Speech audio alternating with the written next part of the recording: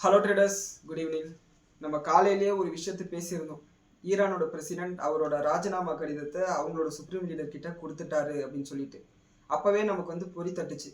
ஏன்னா ஈரான்ல ரெண்டு தலைமை இருக்காங்க. ஒன்று அரசியல் தலைமை, இந்த பிரசிடென்ட்டு, ஃபாரின் மினிஸ்டர் இவங்கெல்லாம். இன்னொன்று ராணுவ தலைமை, ஐஆர்ஜிசி.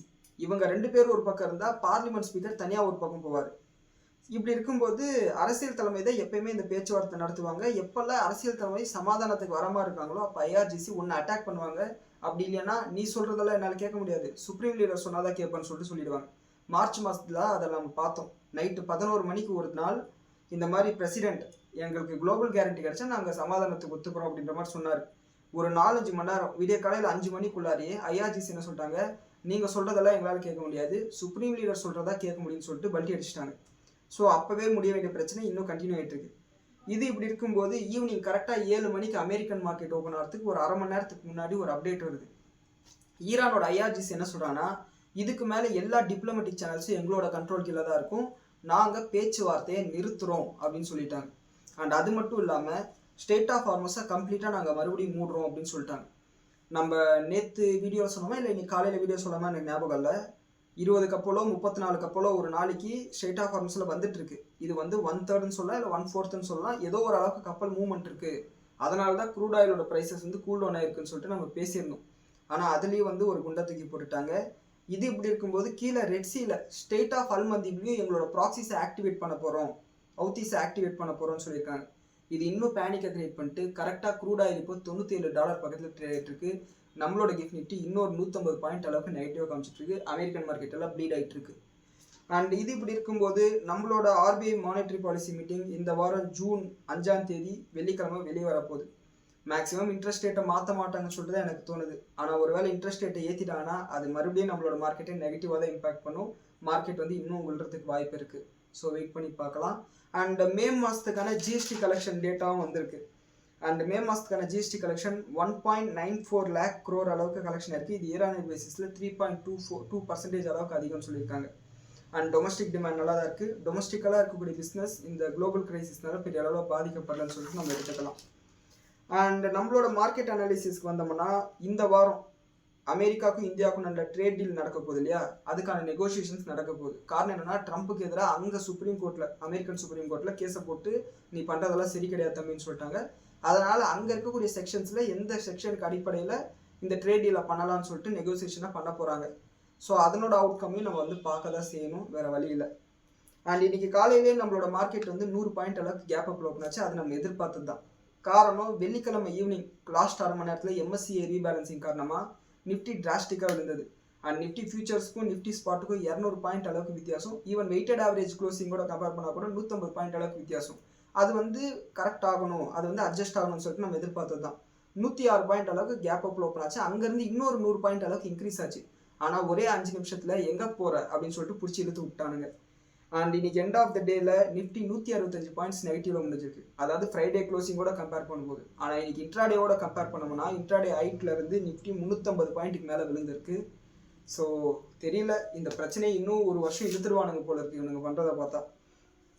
அண்ட் இன்னைக்கு நம்மளோட ஓவரால் மார்க்கெட்டை பார்த்தோம்னா அட்வான்ஸ் டிக்ளைன் ரேஷியோவில் மொத்தம் 3300 கம்பெனியில் 1150 கம்பெனி பாசிட்டிவாகவும் 2200 கம்பெனி நெகட்டிவாக முடிஞ்சிருக்கு. அண்ட் செக்டார் வைஸ் பார்த்தோம்னா நிஃப்டி ஐடி செக்டாரை தவிர்த்து மற்ற எல்லா செக்டாரும் நெகட்டிவாக முடிஞ்சிருக்கு.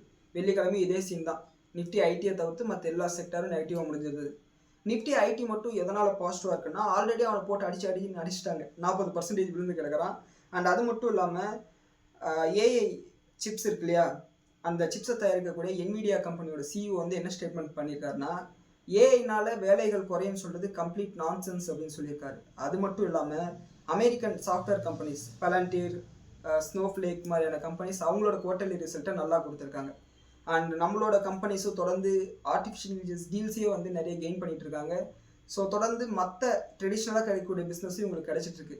இது எல்லாத்தையும் வச்சு பார்க்கும்போது ஐடி கம்பெனிஸ்க்கு அந்த அளவுக்கு ஒரு ரிஸ்க் இருக்காதுன்னு சொல்லிட்டு மார்க்கெட் நினைக்குது. அதனால் இன்னைக்கு கிட்டத்தட்ட இன்ட்ராடேல 3.5% மேலே பாசிட்டிவ் வந்தது. எண்ட் ஆஃப் தி டேல 2.86% பாசிட்டிவாக முடிஞ்சிருக்கு. அண்ட் மற்ற செக்டார்ஸ் எடுத்துக்கிட்டோம்னா இன்னைக்கு ஆட்டோ சேல்ஸ் டேட்டா வந்தது. ஆல்மோஸ்ட் நிறைய கம்பெனிஸ் நல்ல சேல்ஸ் டேட்டா கொடுத்துருந்தாலும் கூட ஆட்டோ செக்டார் 1.7% அளவுக்கு நெகட்டிவாக முடிஞ்சிருக்கு. பேங்க் நிஃப்டி 1% அளவுக்கு நெகட்டிவாகவும், FMCG 2.3%, pharma and health care 0.5%லேருந்து 0.8% அளவுக்கு நைட்டும் முடிஞ்சிருக்கு. அண்ட் ஈவினிங் இந்த ஈரானோட அப்டேட் வந்ததுக்கப்புறம் கோல்டு ப்ரைஸஸ் கிட்டத்தட்ட 1.5% அளவுக்கு கிராஷ் ஆச்சு. $4,500 மேலே இருந்த கோல்டு ப்ரைஸஸ் இப்போ $4,450 வந்துருச்சு. அண்ட் நம்மளோட இந்தியன் மார்க்கெட்டில் பார்த்தோம்னா 24 கேரட் கோல்டு ஒரு கிராமுக்கு 15,848 ரூபாயும், 22 கேரட் கோல்டு ஒரு கிராமுக்கு 14,527 ரூபாயும் ட்ரேட் ஆகிட்டு இருக்கு. சில்வர் ப்ரைஸஸ் 2,63,000 ட்ரேட் ஆகிட்டு இருக்கு. கிட்டத்தட்ட 1.25% அளவுக்கு சில்வர் ப்ரைஸஸ் விழுந்திருக்கு. அண்ட் நம்மளோட ESDINR வெள்ளிக்கிழமை 94 ரூபா 99 பைசா அளவுக்கு முடிஞ்சிருந்தது. அங்கேருந்து கிட்டத்தட்ட ஒரு 17 பைசா அளவுக்கு டிப்ரிஷியேட் ஆகி 95 ரூபா 16 பைசா முடிஞ்சிருக்கு. க்ரூட் ஆயில் நான் ஏற்கனவே சொன்ன மாதிரி $97 ட்ரேட் ஆகிட்டு இருக்கு. ஸோ எண்ட் ஆஃப் த வீடியோவில் நான் என்ன ஸ்டேட்டஸ்ன்னு சொல்கிறேன் குளோபல் மார்க்கெட் எல்லாம். அண்ட் இன்னைக்கு ஸ்டாக் ஸ்பெசிஃபிக் நியூஸ் வந்தோம்னா வீக்கெண்ட்லேயே நம்ம பார்த்துருந்தோம் ஒர்க்அவுட் ஃபார்மாக்கு USFDAவோட அவங்களோட ஆன்டிபயோட்டிக்கான அப்ரூவல் கிடைச்சிருந்தது. அதாவது ஜெய்ரிச் அப்படின்ற ஒரு ஆன்டிபயோட்டிக்கு அவங்க வந்து USFDA அப்ரூவல் கிடைச்சிருந்தாங்க. இந்த ஆன்டிபயோட்டிக் முதல் முறையாக இந்தியாவிலேயே கண்டுபிடிக்கப்பட்ட ஒரு ஆன்டிபயோட்டிக். அண்ட் இயல்பாகவே ஆன்டிபயோட்டிக்கை தொடர்ந்து எடுத்துக்கும் போது ஆன்டிபயோட்டிக் ரெசிஸ்டன்ஸ் வரும். இந்த ரெசிஸ்டன்ஸை இந்த ஆன்டிபயோட்டிக் முறியடிக்கும்னு சொல்லியிருக்காங்க. இது பாசிட்டிவான விஷயமாக பார்க்கப்படுது. அதன் காரணமாக தான் இன்னைக்கு ஓப்பன் ஆகும்போதே சர்க்கியூட்டில் வந்து ஓப்பன் ஆச்சு. 20% அளவுக்கு அப்பர் சர்க்கியூட் அடித்தது. ஆனால் எண்ட் ஆஃப் தி டேல 6% அளவுக்கு பாசிட்டிவாக முடிஞ்சிருக்கு. இது ஒர்க்அவுட் ஃபார்மாவுக்கு பாசிட்டிவான ஒரு செய்தியாக பார்க்கப்படுது. அண்ட் சாட்டர்டே வீடியோலேயும் நம்ம பேசியிருந்தோம். சியாண்ட் வந்து TAO டிஜிட்டல் அப்படின்ற ஒரு கலிஃபோர்னியா ஆர்டிஃபிஷியல் இன்டெலிஜென்ஸ் கம்பெனியை வாங்கியிருக்காங்கன்னு சொல்லிட்டு 218 மில்லியன் சொல்லிட்டு நினைக்கிறேன். அந்த அளவுக்கு காசு கொடுத்து வாங்கியிருக்காங்க. அவங்க வந்து என்ன கைடன்ஸ் கொடுத்துருக்காங்கன்னா இந்த TAO டிஜிட்டல் வந்து அவங்களோட கிராஸ் ப்ராஃபிட் மார்ஜின் 20%ல் இருக்குது. அண்ட் இந்த மாதிரி இன்ஆர்கானிக் அக்விசிஷன் காரணமாக எங்களோட க்ரோத் அண்ட் மிட் டிஜிட்டில் இருக்கும்னு சொல்லியிருக்காங்க. மிட் சிங்கிள் டிஜிட், அதாவது 5%லேருந்து 9% வரையும் எங்களோட க்ரோத் இந்த ஃபினான்ஷியல் இயரில் இருக்குன்னு சொல்லியிருக்காங்க. இது சியாண்ட்டுக்கு பாசிட்டிவான விஷயமாக பார்க்கப்படுது. நான் ஏற்கனவே சொன்ன மாதிரி ஐடி கம்பெனிஸ் வந்து இந்த மாதிரி அக்விசிஷன், AI டீல்ஸ், மற்ற ட்ரெடிஷ்னலாக இருக்கக்கூடிய டீல்ஸ் எல்லாமே அவங்க செக்யூர் பண்ணுறதுனால ஐடி செக்டார் பாசிட்டிவாக ரியாக்ட் பண்ணியிருக்கு. அண்ட் MCX சில்வர் 100 ஃபியூச்சர்ஸை லான்ச் பண்ணியிருக்காங்க. இதுவரையும் சில்வரில் ட்ரேட் பண்ணுறதுக்கு நம்ம 1 கிலோ 5 கிலோ 30 கிலோன்ற மாதிரி தான் ட்ரேட் பண்ணணும். அண்ட் இது வந்து நம்மள மாதிரி சின்ன ரீட்டைல் ட்ரேடர்ஸ் வந்து விளையாட முடியாதுன்றதுனால 100 கிராம் வந்து புதுசாக இன்ட்ரடியூஸ் பண்ணியிருக்காங்க. அண்டு நீங்கள் MCXல என்னை பொறுத்தவரைக்கும் ட்ரேட் பண்ணாதீங்க. அதெல்லாம் நிறைய பணம் வச்சுருக்கவங்க பண்ணுறதால நீங்கள் வாங்குறீங்களா சில்வர் பீஸை வாங்கி வச்சுட்டு வேடிக்கை பாருங்கள். கொஞ்சம் கொஞ்சமாக வாங்கிட்டே வாங்க. டவுன்வோர்ட் ஆவரேஜ் பண்ணியிருந்தீங்கன்னா என்றைக்கோ ஒரு நாள் அது ரெக்கவர் ஆகும்போது உங்களுக்கு கெயின் வரும். அடுத்து நாட்கோ ஃபார்மா இன்றைக்கும் 8% அளவுக்கு விழுந்திருக்கு. குவார்ட்டர்லி ரிசல்ட் வந்ததுலேருந்து கிட்டத்தட்ட 22% அளவுக்கு விழுந்திருக்கு. ஸோ நாட்கோ ஃபார்மா நான் ஏற்கனவே சொன்ன மாதிரி தான் விழுந்துக்கிட்டே இருக்கும். ஏன்னா அதனோட ஹிஸ்டாரிக்கல் ரெக்கார்ட் பார்த்தோம்னா அது விழ ஆரம்பிச்சதுன்னா விழுந்துகிட்டே இருக்கும். ஸோ இன்னும் விழுந்து முடியட்டும், அதுக்கப்புறம் நம்ம வாங்கிக்கலாம். ஸோ யாரும் போய் ட்ராப் ஆகாதீங்க. ஐடிசியும் 2.5% அளவுக்கு விழுந்திருக்கு. இன்னைக்கு அகைன் 52 வீக் லோவாக உடச்சிருக்கு. 279 ரூபாயில் க்ளோஸ் ஆயிருக்கு. ஈவன் இது வந்து ப்ராடர் மார்க்கெட் ஒரு நெகட்டிவிட்டி காரணமாக கூட ஐடிசி விழுந்திருக்கலாம். ஸோ வெயிட் பண்ணி பார்க்கலாம் என்ன நடக்குதுன்னு சொல்லிட்டு. ஐடிசியில் நீங்கள் டவுன்வர்ட் ஆவரேஜ் தாராளமாக பண்ணலாம். ஆனால் மொத்தமாக போய் வாங்கிடாதீங்க, வெயிட் பண்ணுங்கள், கொஞ்சம் கொஞ்சமாக வாங்குங்க, SIP மூலிமா போங்க. And IEX Indian energy exchange வந்து ஒரு அறிவிப்பை கொடுத்துருக்காங்க. இந்தியன் கோல் எக்ஸ்சேஞ்சுன்னு சொல்லிட்டு ஒரு சப்சிடரி ஆரம்பிச்சிருக்காங்க. கோல் பிஸ்னஸ் பண்ண போகிறதா வந்து இந்த சப்சிடரி மூலிமா பண்ண போகிறதா சொல்லியிருக்காங்க. இது ஏற்கனவே நம்மளோட நியூஸ் அனாலிசிஸில் நம்ம ஒரு 15 நாள் முன்னாடி பேசியிருந்தோம். இது வந்து அவங்களுக்கு வந்து ஒரு பாசிட்டிவான விஷயம் தான். லாங் டேர்மில் இந்த மார்க்கெட் கப்பலிங்னாலே உங்களுக்கு வந்து ஒரு அடிவிலுன்னு சொல்லிட்டு பயந்தோம் இல்லையா, அது இந்த மாதிரி சப்சிடரி மூலிமா இந்த மாதிரி பிஸ்னஸை டைவர்சிஃபை பண்ணுற மிட்டிகேட் பண்ணுறதுக்கான வாய்ப்புகள் இருக்குது. ஸோ இது IEXக்கு பாசிட்டிவான விஷயம். இதுக்கு மேலே இருக்கிறதெல்லாம் ஆட்டோ சேல்ஸ் டேட்டா. ஆட்டோ செக்டாரில் நீங்கள் முதலீடு பண்ணியிருக்கீங்கன்னா தொடர்ந்து பாருங்கள். அப்படின்னா வீடியோட எண்டுக்கு போயிடுங்க, அதில் குளோபல் மார்க்கெட்டை பற்றி நான் சொல்லிடுறேன். அண்ட் FIDA டேட்டாவும் சொல்லிடுறாங்க. FIIs இன்னைக்கு 3,911 கோடி ரூபாய்க்கு விற்றுருக்காங்க. DIs 5,109 கோடி ரூபாய்க்கு வாங்கியிருக்காங்க. ஸோ FIIs கண்டினியூஸாக செல் பண்ணிட்டு இருக்காங்க. ஆனால் DIs விட FIIs கம்மியாக தான் வந்து செல் பண்ணியிருக்காங்க. அண்ட் ஆட்டோ சேல்ஸ் டேட்டா எடுத்துக்கிட்டோம்னா மாருதி சுஜுகி அவங்களோட டோட்டல் சேல்ஸ் 35% இன்க்ரீஸ் ஆயிருக்கு இயர் ஆன் இயர் பேசிஸில். அண்ட் அத்துல் ஆல்டோ அவங்களோட சேல்ஸ் 29% இன்க்ரீஸ் ஆயிருக்கு. இது எல்லாமே இயர் ஆன் இயர் பேசிஸ். போன வருஷம் மே மாதத்தோட சேல்ஸ்க்கும் இந்த வருஷம் மே மாதத்தோட சேல்ஸோட comparison. Tata motor commercial vehicle அவங்களோட சேல்ஸ் 17% இன்க்ரீஸ் ஆயிருக்கு. அசோக் லேண்ட் ₹2.50 டிவிடெண்ட் அனௌன்ஸ் பண்ணியிருக்காங்க. இவங்களோட சேல்ஸ் 4% அளவுக்கு குறைஞ்சிருக்கு. அண்ட் HR மோட்டார்ஸ் இவங்களோட சேல்ஸ் 15% அளவுக்கு இன்க்ரீஸ் ஆயிருக்கு. டாடா மோட்டார்ஸ் பேசஞ்சர் வெஹிக்கல் 42% அளவுக்கு இன்க்ரீஸ் ஆயிருக்கு. ஹூண்டாய் மோட்டார்ஸ் அவங்களோட சேல்ஸ் வந்து 4% அளவுக்கு இன்க்ரீஸ் ஆயிருக்கு. டொமஸ்டிக் சேல்ஸ் 9% இன்க்ரீஸ் ஆயிருக்கு. ஹூண்டாய் மோட்டார்ஸோட ஒரு கம்பெனியில் வந்து பார்த்தீங்கன்னா ஒரு ஃபயர் ஆக்சிடென்ட் நடந்தது நம்ம தமிழ்நாட்டில். அது செய்திகளை நீங்கள் பார்த்துருப்பீங்க. எஸ்கார்ட்ஸ் கியூபிட்டோ டிராக்டர் கம்பெனி வந்து பார்த்தீங்கன்னா அவங்களோட டோட்டல் சேல்ஸ் 20% அளவுக்கு இன்க்ரீஸ் ஆயிருக்கு. இது எல்லாமே ஆட்டோ சேல்ஸ் டேட்டா நீங்கள் பார்த்துருப்பீங்க. ஆட்டோ சேல்ஸ் அந்த அளவுக்கு மோசமாக வரல.